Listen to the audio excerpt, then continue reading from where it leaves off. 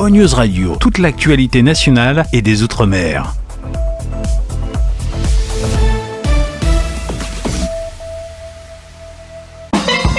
Le restaurant Coco Blue, situé parc de Caricuraland à Sainte-Anne, Guadeloupe, vous invite à son prestigieux réveillon de la Saint-Sylvestre. Dîner, spectacle, piano-bar.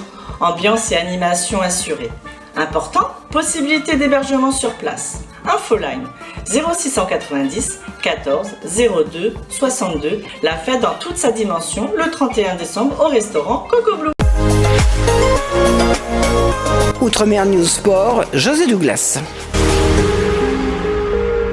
Gévry Zeman, né en 1982 à Yaoundé au Cameroun, judokate française, moins de 70 kilos, retraité du sport ou surtout de sa discipline, le judo, mais cadre à l'INSEP. Plusieurs fois médaillé aux championnats du monde, aux championnats d'Europe, en individuel par équipe et chez les espoirs. Sa mission consiste également à dénicher des futurs champions en Outre-mer qui représentent un vivier important aussi pour la France. Gévry Zeman, Gévry, que deviens-tu tout d'abord? Ce que je deviens, c'est une question assez large. Oui. Je suis cadre d'État, je suis placée auprès de l'INSEP sur des missions d'accompagnatrice au projet des athlètes. Donc la volonté, c'est à la fois de travailler sur les projets de vie de l'athlète, sur l'articulation projet sportif, projet personnel, projet de formation, projet professionnel et bien évidemment dans l'optique d'aller décrocher des médailles sur le plan national, européen, mondial. Nous allons parler des JO dans quelques instants. On rappelle un peu ta carrière, tout ce que tu as apporté à la France d'abord. Oui, alors ma carrière, j'ai fait 17 ans de sport à très haut niveau, médaille olympique à Londres en 2012, triple championne du monde et quintuple championne d'Europe. Oui, c'est pas mal. C'est plutôt pas mal. C'est plutôt pas mal. Or, vous êtes en train de travailler avec les judokas en ce moment-là? Alors en ce moment, moi je ne travaille pas directement avec les judokas, mais avec ma casquette d'élu, je suis vice-présidente à la Fédération française de judo, en charge des relations internationales et de Paris 2024. Alors oui, donc j'ai aussi un œil sur la préparation des athlètes.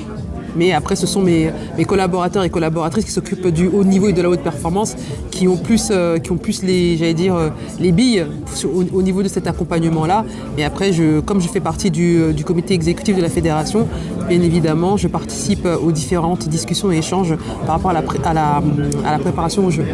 L'Outre-mer, où on en est, vous y allez de temps en temps, ou bien vous essayez de voir un peu ceux qui sont ici, qui pratiquent le judo? Alors bien sûr, pour nous c'est très important, l'Outre-mer, et d'ailleurs au sein du comité de directeur, nous avons une élue qui est issue de l'Outre-mer. Et la volonté vraiment c'est à la fois de développer le judo partout sur le territoire national français, mais aussi dans le monde. Et avec l'Outre-mer, la volonté c'est aussi de développer des partenariats, vous savez, dans la zone caribéenne. Comment voyez-vous je vois les JO avec nos judokas? Est-ce qu'il y a une concurrence très sévère sur le plan international? Et est-ce que, Teddy Riner, bien sûr, qui sort du lot, mais... Alors, ce qu'il faut aussi bien comprendre, c'est qu'effectivement le judo français est très concurrentiel au niveau international avec de nombreux résultats, que ce soit avec les athlètes olympiques ou les athlètes paralympiques. Et on espère vraiment qu'il va y avoir énormément de médailles lors de ces Jeux qui auront lieu à Paris en 2024.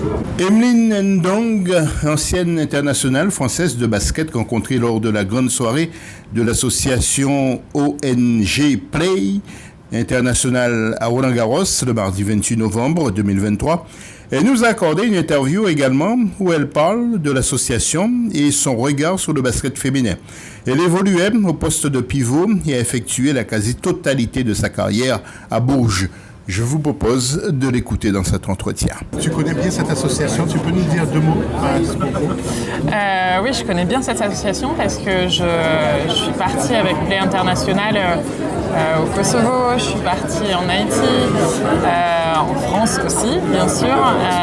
Et en fait, c'est tout simplement une association qui développe des programmes d'éducation par le sport pour les enfants, pour les plus jeunes, dans un souci de résolution de conflits, de santé, d'inclusion, d'égalité femmes-hommes, de respect de l'autre. Et en fait, c'est passionnant de voir à quel point les programmes sur le terrain, ils marchent, les gamins s'amusent, ils apprennent, ils se comprennent.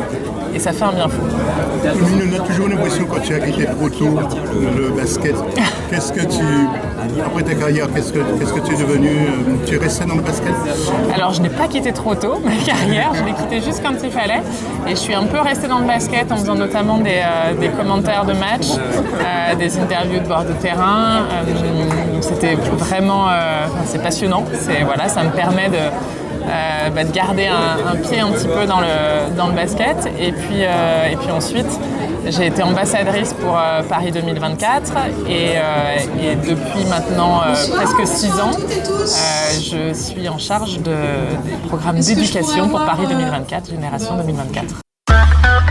O-News Radio, votre web 100% musique, 100% info outre-mer, nationale et internationale.